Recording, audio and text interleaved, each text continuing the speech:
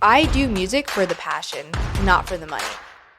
And she said that, oh, I'm gonna end up on drugs or something. The pandemic happened, everyone was kind of depressed. For me, it wasn't, because I had so much more time to make my own music. What would happen is I would start writing a sad song, then I won't be sad anymore, and then I wouldn't be able to finish it. And I had to develop this skill of having empathy for my past self, people that I was looking up to, they're just gone, and now I had to fulfill that role, and I didn't really want to. Being able to talk about things that maybe they won't be able to with a teacher at school, I think that creates more trust in each. No, and we have to, we're meant to be, we have to stay together. Welcome back to the Magnus Effect, the podcast where we talk to ambitious college students and understand how they're balancing their ambitions with the day-to-day college life. The following conversation is with Isabelle Ng, a sophomore studying computer science and music. Listen to our conversation as we bridge the gap between two seemingly different majors, the benefits to mentoring other students, and why you should pursue your passions over your personal goals. Please enjoy.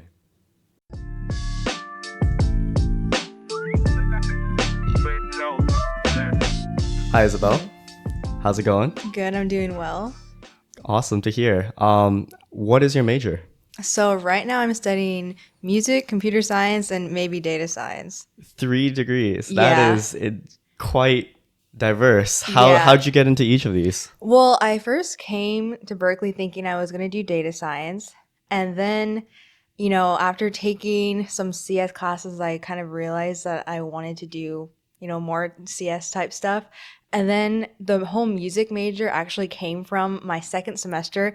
I applied to all these tech clubs and I got rejected from all of them. And I was like, oh, I hate all of this. I hate this community here. They're all so toxic, whatever. And then I decided I was first a music minor, and I thought, okay, I'll just do that a little bit on the side because I like music, done music all my life. But then because of that situation, my second semester, I kind of felt oh, I want to do something that I know the community will accept me and the community that I've been in all my life. So I was like, oh, let's just try to do a music major. So I applied for that, and now actually currently I'm only declared in music as of now. Wow. Okay. Yeah. So you've grown up with music your entire life and you kind of explored it more here. Yeah. I'm exploring it very differently too. Really? Can you talk about how you grew up with music almost? Yeah. So what happened when I was in second grade, my brother was playing guitar and my dad was like, okay, your brother's playing guitar. You have to choose an instrument now. And I was like, he's already playing guitar. I don't know any other instrument than piano. So I said, oh, I'll play piano. So let's say maybe about 7 or 8 years, I did classically trained piano. It was pretty cool. My teacher was this little old lady that I saw once a week. And after that, when I joined band in high school, I kind of got exposed to this really big jazz improv community that I really connected with. I even have those people I met there, I still know. Actually, this past winter break, we all had this big jam session in San Jose, and these are with my friends that are actually graduating college right now. Really? So that community is so strong. But anyway, so when I kind of started developing my passion for improv and jazz, my classical piano teacher didn't like that, and she said that, oh, I'm gonna end up on drugs or something. What? Because the whole drugs and jazz kind of there's a history of that, people improvising because they're high and then they can just let loose and play all this these cool melodic lines. So what happened is she didn't like how I was playing jazz, so I actually had to stop taking lessons from her. I stopped taking lessons, and I actually got this jazz guy that started teaching me. He's maybe only 10 years older than us, and he studied at Berkeley College of Music on the East Coast. And I met him through my high school jazz program, and I started learning a lot from him, a lot of cool things. And yeah, now I'm not playing jazz, but I actually made a lot of music during quarantine. Really? Producing your own type of stuff? I started or? Producing my own music a little bit. You can find them on Apple Music and Spotify. But yeah, and then I started kind of channeling like all the creativity that I did in jazz into like producing my own songs and do songwriting. And actually, the community of like musicians I met in high school that were really into jazz all started writing their own songs and Really? composing and producing. And a lot of them are still doing it now. And actually, so like my instructor I was telling you about, his name's like Ethan Hayanga.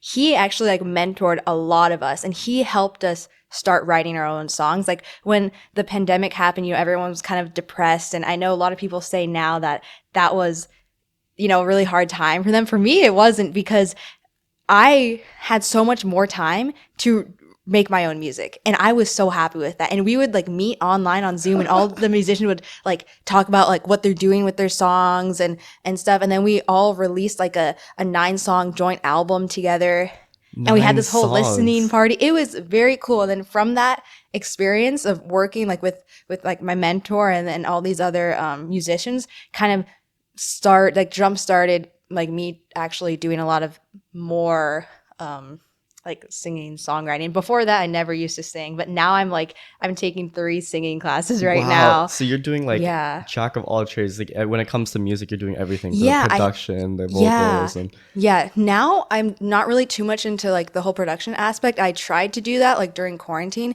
but I realized that that wasn't really the sound I wanted to go for. I was really going for like more like acoustic, like folk songy type of thing. So I actually stopped trying to like produce my own music. Mostly I just do like vocals, piano. Yeah. so how do you like approach songwriting? Because it seems like such an intimidating field to me. I've learned a little bit of music theory, such as with like cadences and everything, but just being able to compose everything just seems super difficult to me. Does it come naturally to you, or did you? Honestly, yeah. Because the thing is, when you have so many years of playing music, you just know what sounds good to you. And some people, it's different. Some people, they start thinking about lyrics first, and then they try to make a melody and like chords that go with that. Some people start with the chords first. A lot of times for me, I will start with the lyrics and spend a lot of time really like trying to have like authentic lyrics that is like storytelling. And then I'll just like mess around with some chords and then I'll do melodies that actually sound good with like how the syllables go of the words. Mhm. Because the problem is if you do melody first and then words, a lot of times the melody is not gonna line up with it, like how you speak the words in English. So my Interesting. teacher would talk to me a lot about that is some songwriters they're not really they're not too good, but it's because they make the melodies first and then they try to put words on top of the melody that naturally people don't say the words that how they wrote the melody. So it doesn't really line Right. up. Yeah. Interesting. Yeah, I mean, just going through all the different practice I learned in my music theory class, that's definitely something that I found to be interesting. How there was like melody, Yeah. syncopation, there's like rhythm. They're all different words that I thought were kind of the same thing, and yet Oh they weren't in yeah. the end. But yeah, what do you think is like the most hardest part about music composing Um or writing music oh, that's a in really good general? question. Yeah. So when I started writing music, I mean, started like writing my own songs, I used it as a creative outlet to, get rid of a lot of negative emotions I had. And I would start to Mm, write a lot of like depressing songs. really? And then when I became less depressed, it was hard for me to write music because a lot of people will tell you it's so much easier writing sad songs. Right. It's really hard to write happy music. And then what would happen is I would start writing a sad song, then I wouldn't be sad anymore, and then I wouldn't be able to finish it. And I had to develop this skill of like having empathy for my past self.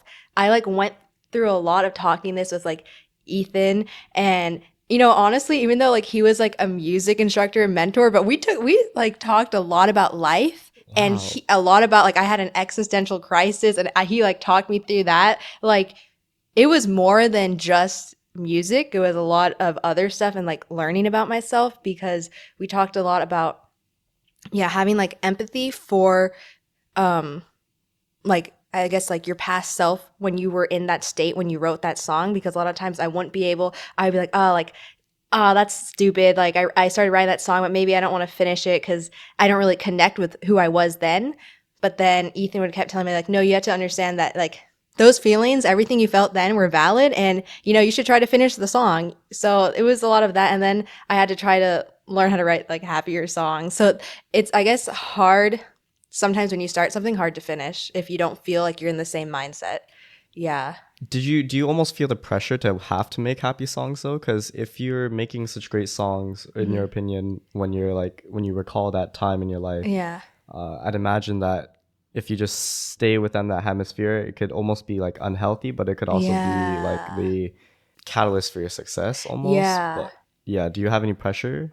I guess I just, maybe not too much pressure, but I just, everyone would say, you're like another sad song. Or my brother would say, like you're writing another sad song. I even used that in a line in the song. I was like, Isaac told me not to write another sad song, but I couldn't. So Yeah. I'm curious, and you don't have to share if you're not hmm comfortable, but what was it at that period of your life that was getting you down so much? Yeah. So I did like a 3-song EP that I released in the beginning of 2021, and it was called Plain Sight. It's released on Bandcamp. It's actually not on like Spotify or Apple Music right now. I probably should put it there because I'm actually really proud of those songs. But one of them was about like my ex-boyfriend, Hmm. and one of them was about kind of um it's called Time Flies, and it was Time about like a lot flies. of people in my life like moving on, because in the music community, like it's not really a thing where like, oh, only people of their same year hang out with like each other. It's like, oh, I'm friends with juniors and seniors, and it was really sad to see everyone leave the music program. These really good musicians, and I felt like people that was looking up to, like they were just gone, and like now I had to fulfill that role, and I didn't really want to. Yeah, and then other people in my life, like family, friends, like moving away. So that was what like Time Flies was about. And then Hmm. the last song, the last song is actually one of my favorite. It's called Yesterday, and I think it was supposed to be a happy song, but it kind of came out a little sad. But it was supposed to. It's like one of the lines is like, yesterday is not today. Like yesterday I was afraid, but like like now it's better. But I think it's kind of bittersweet still, because I still talk about um like things in the past, but all my lyrics, maybe like, yeah, I'll send them to you. All my lyrics, it's about like real experience. So Right. yeah. Do you think that we should be categorizing like sad versus happy songs? I mean, a lot of the songs sometimes it's art, right? In a sense, it's Yeah. like it's to each person's interpretation. Yeah. But yeah, before I go further into like all your music stuff, let's I want to talk about like your interest in your other majors. Like how did you get into Yeah. data science?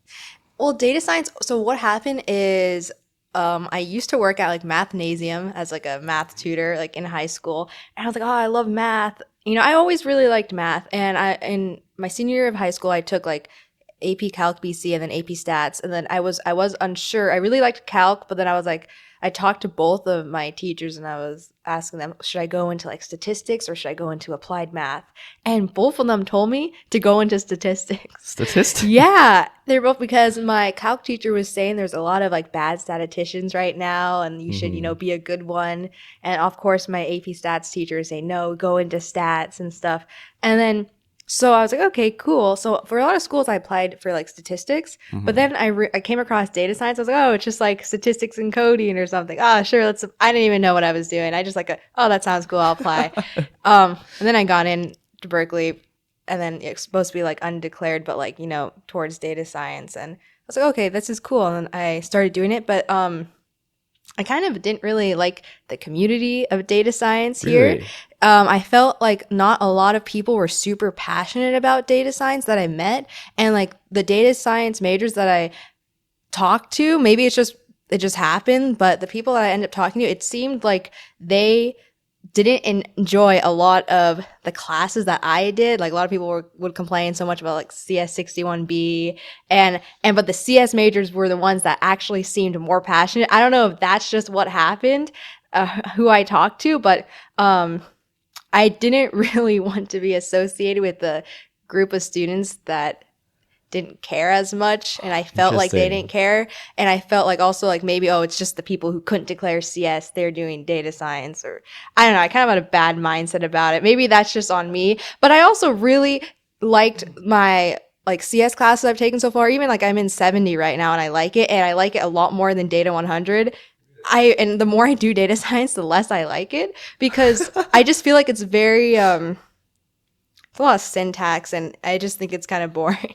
Really? But so I don't even know at this point if I'm gonna declare data science anymore, even though I have a lot of like the prerequisites and like everything. But yeah, people ask me, I usually say I'm just CS and music right now, but Interesting. my Yeah. 4 year plan says that I can do all three. So I think that's definitely very valid opinion. I mean, yeah, I hear it all the time. I think the most common major here is like data science, or the yeah, most common two majors are like econ data science, right? yeah, And they're always trying to just get through college rather than like really enjoy the things that they're learning. exactly. So I can definitely see why you don't want to associate yourself with people that aren't as driven as you, who Yeah, probably have like a goal in mind. yeah, But so I'm seeing a theme here. You mentioned that you worked at Mathnasium yeah. and you have these like you learned a lot of music. Did you ever go into teaching yourself? Yeah, so right now I currently like private tutor for this one family, and I've tutored them for maybe 3 or 4 years, ever since like 2020. And it's actually crazy because just yesterday I met the two boys I've been tutoring for the first time in person, Really? because I've been tutoring them online. And I guess the dad like texted me the other day and was like, maybe you should come and try to see them in person. And then so I did, and it was crazy seeing them yesterday because I was like, wow, how have I not like interacted with you like this before? But I private tutor for like math for that one family. And also I started like my own little tutoring business Mm, over the pandemic, where I actually like posted ads, and like I had maybe about like 5 or 6 students, and I would just like see them on Zoom, and that was cool. But then I also like private tutored for, I mean, not private tutored, but I did like some one-on-one tutoring at hmm. Mathnasium too. So I was like, mostly a lot of math for like younger kids, but even there were some like high schoolers that were at my high school that ended up being there, and yeah, taught them. But yeah, I really like teaching because it's very rewarding, especially with the younger kids. Like I feel like I can connect to them a lot. Yeah. Really? What Yeah. what do you enjoy most about the teaching? Like what how have you been able to like kind of shape their lives? Yeah. It's just, I feel like I can connect with them because I'm, pretty young still. Like I tutor this kid who is like 14 and I'm like 19. So I feel like I still kind of vibe with them and we joke around, and like I think they understand that I'm kind of more like them than maybe a teacher at school, because I'm their like basically their generation. So I think being able to talk about things that maybe they won't be able to with like a teacher at school, I think that creates more trust in each Right. other. Yeah. Have you kind of found that displacement more commonly here at like university where you almost don't get that sense of connection with your professors? Yeah, I don't know. It probably like depends on the school you're at. I mean, I feel like at Berkeley there's just so many students. It's maybe hard for professors to get that one-on-one time. But I Hmm. mean just like in high school or middle school for these students too. Because these kids I'm teaching are like 5th grade, 8th grade. So I mean like with their teachers, I feel like they can't talk about the same things that like I can talk about with them, because since Right. I'm so young. Yeah. Do you have like a favorite story almost of like interacting with one of your students? Oh, actually, so this is kind of not this is not where I was teaching math, but when I was in high school, I was like a section leader for like my percussion section, and I kind of had to manage a lot of the new students that were just kind of learning music in this activity. And it was like a competition thing, so it was kind of stressful a lot.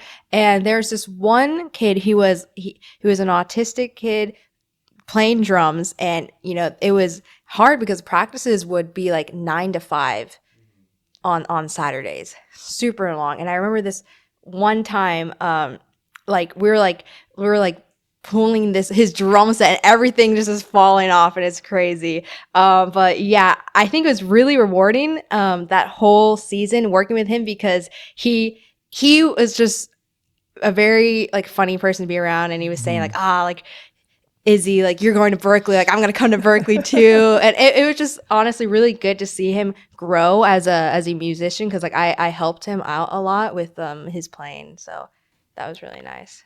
I'm sure there's some listeners out there that are like either middle school, high school, maybe even college students.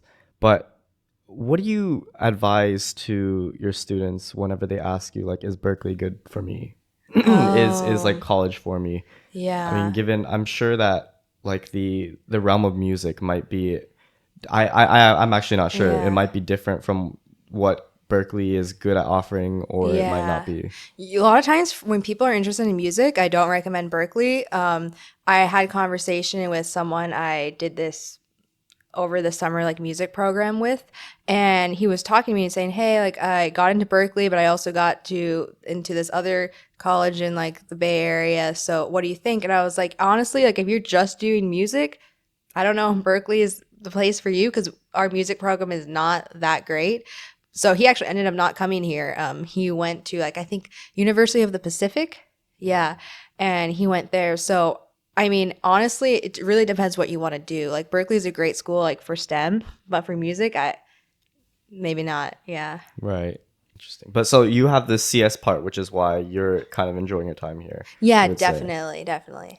So tell me, how have you been kind of involved within both hemispheres? Like, are you a part of any clubs on campus Yeah, or? yeah. So for like I guess more like, my CS side. So I'm a back to teaching. I'm a CSM um mentor for CS61A right now. So this is my second semester being a mentor. I was a junior mentor and I'm an associate mentor. Oh, wow. So yeah, so it's actually funny. Like I teach for a lot of. I feel like all throughout my life I've kind of taught a lot, and actually more recently I've been thinking about actually going into like I don't know, teaching in some way in the future, Hmm. because I feel like it's just a very rewarding type of thing to do. And last semester when I was teaching like my first CSM section, like I still talk to some of my students, and it was crazy because when I was in a CSM section, when I took 61A, I did not feel connected to my mentor. I did not feel connected to the other people in the group. But somehow like I was able like to foster that connection that, one of my students, he's a transfer student, like I'm still talking to him, helping him try to get into my other club. I saw another one of my students in my CS70 discussion, talking to them a lot. And I can tell that I actually had a good impact on them. And like, we get like anonymous feedback forms, and I got like 100% like would recommend That mentor. must feel So nice. yeah, like I know it's something I'm good at because I'm able to connect with them in a way that maybe some other people couldn't. So I'm on in that club on campus. I'm also in data science society, and I'm just got into the consulting branch for that club, but I haven't actually started any projects. And then with my one of my roommates, I started a club called ISPMA, International Software Product Management Association, like at Berkeley. That's just taking off. We're like doing some interviews this week for potential, newbies. And for my music side, I'm in the university chorus right now, and I'm in a vocal technique class to kind of help out with that, because I auditioned and they were like, "Oh, like you made it, but you're kind of not good enough, so Uh-huh. you have to take this other class too." So I'm in a vocal technique class, and then I'm in a sight singing class because I thought it would be kind of cool. Um, yeah, so for music, I'm right now involved very much in kind of like chorus type stuff. That's a quite a variety of like clubs Yeah. there. Wow, it's I almost how do you even manage all of those? Do you feel any pressure at all that you might not you're spreading yourself out too thin here? No, because I think I try to make my schedule in a way that is very feasible. Like, I only take two technical classes a semester. I've never taken more than two technicals. So, like, freshman first semester, I took Math 53, Data 8. Next semester, I took 61A and Math 54. Then I took 61B, Stat 134. Now I'm CS70, Data 100. So I feel like since I only have two technicals and then I have like four music classes, it's very manageable, because the music classes, or it's more about participation, showing up to class instead of doing like lengthy amount of homework. Yeah. The classes you just listed, I've heard notoriously from other people that these are pretty time consuming, pretty like rigorous classes. Yeah. So has like mentoring people helped you like kind of learn the material, because they always talk about how teaching some kind of subject to someone else is like one of the best ways of like learning a subject. Would you say that kind of applies to you? I would say I think it applies to me in a somewhat different way because I can't teach a subject I don't know. But for like, I'm mentoring for 61A. Now that I teach 61A so much, I feel like now I'm so much more solid on like the topics. But, when I was in 61A, I was getting mentored. So what I think really helped me get through all those classes is that my group of friends were taking a lot of the classes with me, and so I got to like talk to them a lot, and they help me out with it. And there's actually two of my roommates, we have been taking the same math class ever since like we took math 53 together, math 54, stat 134, and we've just been taking all of these classes I together. love that. Yeah. So, what do you end up doing when you kind of come across a problem that you never thought about that gets asked to you as like a mentor? Oh, that's a good question. I say, I'm sorry, I don't know the answer, but I'll get back to you in an email. Because it's so much better being honest that you don't know the answer instead of trying to BS your way through it. Like, I don't know if you've ever been at office hours for something and you can tell the person doesn't know what they're doing and it just wastes your time. Like, I'd rather have someone tell me, hey, like, I'm sorry, I can't help you with that. Like, I'll email you when I figure it out. Yeah. Yeah, it's very cool. So, out of all the different extracurriculars you have, what are you kind of most passionate about right now? Right now, I'm probably most passionate about the university chorus because it's our professor is very into it, and she's all about she jokes around a lot, says, well, if you're having a bad day, you come to chorus practice, you'll leave and you'll feel happy. Like it's very fun. I'm not really a singer too much, but we sing these like sad songs Oh that are my. about like dying or something, and it's actually kind of magical how it is because the chorus, there's like 80 people, you're barely singing, like you don't have to even like sing that loud, but it's so powerful, like being with like 80 people and hearing like the sound go throughout. And we're in the Hertz concert hall. That's a nice area. The like acoustics are very good. When my first rehearsal, I was like, dang, I didn't know what I was signing up for, but this is really cool. It almost gives you that like energy and that hype factor, right? Yeah. Because And then when I everybody, leave, I'm like, my day is better. right. Yeah. And then, yeah. So, how is your day spaced out in terms of like hours? Like, is it like you mentioned how you're balancing with like technicals and like having a very organized schedule, but is it like, do you dedicate usually like 2 hours of your time? Do you have like a planner? Do you do some kind of time blocking Yeah, schedule? I just have like my Google Calendar, but pretty much most of my classes fall on Tuesday, Wednesday, Thursday. So the weekend and like Mondays and Fridays, I try to do my work. I've been having to actually try to do more work on the weekends because of that, because I was procrastinating my CS70 homework until Saturday. So now I have to realize that, since I have more time on the weekends and like even Friday, if I don't want to work, I still should do some work because my Tuesday, Wednesday, Thursday, it's pretty booked. Like my Tuesday is booked and Thursday booked from like 11 to 9 because my CS70 discussion is like 8 p.m. 8 p.m. I Wow. know, yeah. I wish I could really. I'm in the opposite end. It's like Yeah. everything's at 8 a.m. It's like Really? almost forcing myself to wake up. Wow. But very cool. What do Yeah. you, how do you like to spend your free time now these days Free then? time? Or do you Honest. not really have much? I mean, let's see. I mean, the whole fact that I saw like my students, like that I've been teaching for like just math, like that family, that I saw them on the weekend, that was kind of like I had some free time on Sunday and I was in San Jose to like visit my dad. So I was like, oh, I have Sunday free. Like, let me just go and tutor them in person. So even though that was, I was working, but honestly, I had free time and I was like, you know what? Let's just see these kids I've never seen in real life. Aw. Yeah. And also like I'll see friends. Like I visited my like childhood best friend like yesterday and saw her for a bit. My mom lives pretty close in Richmond. Like I remember after an ISPMA info session, I was feeling really hyped, but like no one could hang out with me. So I just like called my mom and I was like, Mom, let's go out right now. So I mean, I'll just see people, see my loved ones. Yeah. How do you so earlier you mentioned that the environment you came from when growing up, you almost were surrounded by people older and younger than Yeah. you. How do you kind of keep in touch with everyone? I think that's something that you definitely demonstrate that you're pretty Oh, good at. So, yeah. for people who can't really seem to keep in touch with those people that are like not in the same area as them, what do you do about that? Yeah, I mean, it's definitely hard. Also, like my boyfriend and I, we're long distance, so it it's hard, but I feel like if you put effort, you can do it. I actually recently reconnected with one of my high school friends. We were super close in high school, and we actually kind of reconnected at the jam session I was telling you about that just happened. Actually, it was like on New Year's Eve, I think, and then I got invited to this New Year's Eve party at my ex's house that I told you I wrote the song about.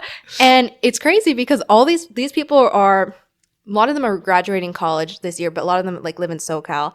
And then when I started talking to my friend, his name's like Reed, and we were saying like, yeah, we're so good, we're so close, but like, I mean, it's funny because in this community we always end up back to each other because say someone's hosting like some music thing, that's how I end up seeing all these people. And then we talked, and we're like, no, like let's like, like I used to go surfing with this guy, and we are like, no, let's, like hang out more. So I flew out to LA like to see like my boyfriend's show because he's a musician too, and he had this like big preview show thing, and I showed up in like Sunday morning, and the show wasn't until the evening. So then I saw this guy Reed, and we hung out together and went to the beach and stuff like that. And I mean, I met this guy when I was like a freshman in high school, and I just like saw him randomly. So it's the effort. Effort, also Yeah. like trying to show your face to all these events, right? Where you might Yeah, see everyone. exactly. How have you would you say all those stand true with like your boyfriend? I mean, uh I hear it all the time of like long distance relationships in Yeah. college falling apart. How Yeah. have you kind of been navigating that yourself? Well, so I'll kind of tell you, like, how I met him. So we were at this music program, summer program that I had to like audition for this for 6 months before I got in. So Mm-hmm. it's like, honestly, I don't know if have you heard of DCI, Drum Corps? It's No. basically like a really competitive marching band type Oh, thing. really? But it's not a stereotypical marching band. It's like a whole show, like a whole theme. I don't know if the most famous group right now is probably called the Blue Devils. I don't know if you heard about that, but nope. Yeah, so we like auditioned for this corps. They call it's like a drum corps, and then I met him then. So I met him in 2022, and honestly, it was long distance was fine for the first semester of. I didn't know that I was gonna like date this guy. I thought I was gonna leave the drum corps and be like like bye, but he was like, no, let's stay together. I was like, okay, I guess. And then I realized, oh no, I really like this dude. And, things kind of got rough end of freshman year, and we actually like took a break for a little bit, but then I realized that no, this guy is a keeper. This guy is special. So then we got back together, and then we've been really good ever since. And I try to see him like at least once a month. Once a month, like in Yeah. person In person, yeah, or once a month. Like I'll see him okay. for like a weekend, like two days maybe once a Interesting. month. Yeah, Yeah. because I see like I think the most common thing I've heard is like FaceTiming every day or like Yeah. going on a call. And I could Yeah. definitely see how like that could get in the kind of your way as like a college Yeah, no, student, right? exactly. And I think that was the one of the difficulties of last year because I think I was like a little bit more busy than him, but right now we're both super busy, so it's kind of we understand that we can't like call as much and like maybe we'll call like one time a day. Mm-hmm. And or we're playing Minecraft together. Just like yeah, but So wholesome. yeah. So honestly, everything's really good now. I think it just matters the person. I know a lot of people say like long distance doesn't work, but he's one of the most like faithful people I've ever met. And whenever I would talk about like, hey, like, maybe we should just break up and like get together after college, we'll do whatever we want now. He's like, no, like we're staying together. Like after 2 weeks or like maybe 3 weeks of meeting him, he said, no, like we're gonna get married. And I was like, what is this Oh, guy saying? This guy is like is so focused, like tunnel vision. That's the only reason why we're together. Because for me, I'm kind of this person that's like, I'm pessimistic sometimes. I'm like, like maybe we should just like not be together. It's kind of hard. But he's like, no, like, and we have like we're meant to be like, we have to stay together. Yeah. yeah, I love that. That's very cute. Yeah, Yeah. I feel like that's missing from a lot of Hmm. this world. I feel Yeah. everyone's just like They want anything that's in front of them, get the immediate benefit, Yeah, and then move on to the next thing, you know? exactly. Yeah, It's almost yeah, sad. But yeah. so what are your kind of goals now? I mean, you talked a lot about music, you talked a lot about CS. Hmm. What is kind of your big goal for this year? How are you chasing it? Yeah. Goals for this year, honestly, just to kind of get through it. You know, that's pretty much it. People always talk about like, oh, I want to do this. I want to like, become rich. But see, the thing is, I know I'll make money in the future. I'm not worried about getting some cool, fancy tech job at Google, you know? And honestly, the hype is honestly all gone for me because my dad was super into like make money mindset. He Mm-hmm. came from Malaysia, and when he was like 26 or something, I don't know, maybe younger than that, like 25, 24, to go to school here in the US. And he like did electrical engineering because he was like, that'll make me the most money. But then he spent all of his life working that he was so stressed out, like he got a lot of health problems, a Really? lot of health problems. And they say that a lot of these problems, he got strokes and he got like this brain infection that they could have been triggered by stress. And now my family life is all kind of crazy because he's had all of this, brain damage happen to him. Mm-hmm. And like money doesn't really matter because, next thing you know, you're in the hospital for 2 months. That's what happened to my dad. Right. He had coworkers that he worked at a pretty big company. I don't know if you know, like Applied Materials. They make machines that make chips. Oh, really? Yeah, but he had coworkers that died at their desk. Oh my They gosh. physically had a stroke, died at their desk. Is it because of the stress, the work environment? Yeah, it's all this big tech. They work you until you honestly die sometimes. Yeah, like even my dad, after he went in the hospital for 2 months after all this happened, he came out a different person. Like my brother and I, like we think our dad that we knew is kind of gone. It's kind Right. of depressing, kind of sad, but I think it was he always wanted to provide for his family, and he did. It was really appreciative. I'm really appreciative of that, but he worked so hard that it's just you had to prioritize your health. So for me, I know I'll be fine. I'm like, I'm smart enough, I'm with it enough to make money I need to like live a good life. But I honestly don't prioritize it because I realize from all this like, stuff that's happened in, the past 3 years that at the end of the day, it doesn't really matter. I love seeing that patience and that Yeah. like almost sense of like delayed gratitude in that Yeah. because yeah, I can definitely see both extremes, right? It kind of irritates me sometimes when people don't think about money at all, but it also Yeah. does irritate me when like people are chasing it too fast because Yeah. I was somebody talked to me about this pretty recently, but the human brain isn't really wired to live past, or the human body in general isn't really wired to live past 50. So once you achieve your goals, like how do you kind of navigate like finding the next thing, you know? Yeah. And then the other point that you made about being confident in yourself, being able to make sure that you'll be able Yeah. to make money, not selling your Yeah. soul. I that's another thing I really resonate with because Yeah. I see a lot of Yeah. I people. see that in you. Right, Yeah. thank you. Yeah. But a lot of people, they'll chase consulting, they'll Yeah. chase investment banking, and yeah, I mean it's a case by case thing. Also, Yeah. some people really do enjoy like the busy work, Yeah. but other people think that it's their only outlet for Yeah. being able to like provide for Yeah. themselves and provide with their Or family. like And it's that's their only path that they right, can go right, on. and it's extremely sad. Yeah. I want to get your view on this story that I've been told. Recently, I was at a little lunch or a dinner with someone I met at a little conference, and they were telling me that they've been really fortunate enough to grow up around money to the point where everything that they do should only be a risk because they have that safety net, and it drives them to take more risk because they know that either way in the end they'll be okay. So do you kind of resonate with that? I mean, your parents, I mean, they went through everything that they need, or they went through everything you needed to be stable today, right?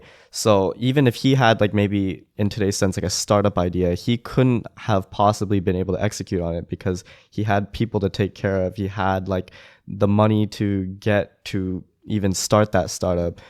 But in your case, he's climbed that ladder for you and he's like kind of put you at a higher position. Do you think that you have an obligation to take more risk, or what do you kind of view that Wait, can I with? clarify when you say he, who is he? So your dad, yeah, or Oh, your like, parents in general that yeah. like that risked a lot to just have a stable So, life like, does that here. allow me to take more risks because Right. Does that drive you at all or not really? Do you not really think about it? You could take it however you'd like. I get what you mean by the whole thing. If, your parents are so stable, then why not, take risks?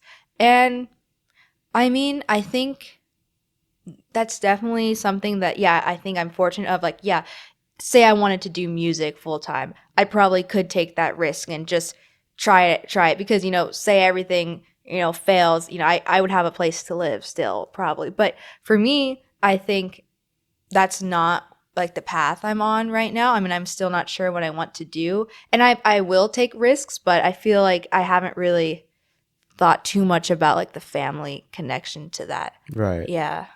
It's very fair. Yeah. So I'm curious, everyone like everyone jokes around about liberal arts majors, people who go into like music, uh, how they're not going to make any money, they're artists, how do you have that confidence, and how do you kind of like disprove like those almost, and I want to say Well, insults well, or I actually totally agree with them. perspectives? Yeah, you're not gonna make money as a musician. This, my mentor Ethan Hayanga, crazy good musician, doesn't make any money. I do music for the passion, not for the money. I wanted to do a music major because that allows me to be in these music classes and allows me to have access to like practice rooms and stuff like that. But I do it purely because I enjoy it, not because I think I'm going to get anything out of it. But I have this little like fantasy in my head, like say, I happen to marry a super rich man, and then I would just like have my own little jazz band on the weekends I'd play in, and that's what I would do. But I know that that's not something that would sustain myself, and I'm aware of that. That's why I'm doing another like degree, and I know most people that do music are smart enough to know that they need something else. There are some people I met that are just doing music, and for them, I'm like, you're at Berkeley, maybe you should do something else too, but maybe they have something else in mind for themselves. So I don't know. I had someone on here that talked about his two interests in fashion and astrophysics. And it was kind of interesting seeing how he drew those two things together. Do you see like a middle ground between CS and music to you? Actually, yes. I recently had a grad student come into one of my music classes and talk about how he's in CNMAT, which is like Center for New Music and Technology at Berkeley. I don't know if you heard of that. Yeah, so there's a grad program where it's really combining CS and music, where they're basically using programming to generate music. And yeah, and he showed us some like presentations of how they're able to simulate different, like how sound looks with different programs and things like that. And I thought that was very cool, but I don't know if that's something I want to go into. But there's definitely things that bridge both of those two subjects together. And I'm actually planning to take a few classes. Like I think one of them is like Music 185, and it's like music and computer programming. So, and then maybe I can learn a little more about that. Yeah. I'm glad you brought that up because when making like the theme song for this podcast, actually, I was going around asking people what they thought it should sound like, and someone brought up about a project that I believe I forgot which company it was. I possibly Google, but it was essentially a text prompted AI that could kind of make a song however you describe it, like motivating EDM mix or something like that, and generate you like some kind of 2 minute clip. So there definitely have been things I've seen that I'm sure could bridge those two worlds together, but yeah, I don't know how it would go about in terms of your passion. So we have a closing tradition on this podcast where the last guest asks the next guest a question without knowing who they are. And the question that's been left for you is, what is the most unique hobby that people would consider bonkers or just absolutely out of the norm? Okay. Well, maybe not hobby, but a random thing I can do. I can play piano upside down. Oh my And I used to god. try to practice playing piano upside down with my hands crossed. Uh-huh. But a hobby more, but that I do, I like collect a lot of plushies, but that's not really too unique. But I actually had to stop because it was taking up my bed in San Jose and my bed in Berkeley and also the couch in my apartment. So I had to like stop collecting the plushies, but that's more of like a hobby, yeah. Are you one of those people who just have the entire lining of the room covered in like squishmallow? Yeah, kind of. Oh I my have like god. a giant Totoro plushie that's this Oh big. my gosh. Wait, I've been wanting like one of Yeah. those, or like a Snorlax if you know Yeah, it's Pokemon. yeah. It's crazy. Just your homemade insane asylum Yeah. almost. But very cool. So what would be the question you'd want to ask for the next guest? Okay. Okay, my question would be how often do you talk about your issues, like your emotions with your friends? And I'm talking about things that might be like more uncomfortable, not like today what's annoying, but actually like sit down and say, "Hey, I need to get something off my chest. This has been going on in my life." Yeah. Right, right. I think that's a really, really nice question that will be interesting what responses we get. But thank you so much for coming on today's podcast. Where can people find you if they want to reach out to you, if they need help on like CS or any kind of music Yeah. lessons? My Instagram is at ng_credible, like incredible, but it's my last name. Okay. Yeah. Did you want to mention your YouTube also, where Oh, or people can find your my music? Spotify and my I think you can find me on Apple Music, just Isabelle Ng, so my name. Yeah. Okay, perfect. Yeah. Well, thank you so much. It was a pleasure Thank talking you. to you.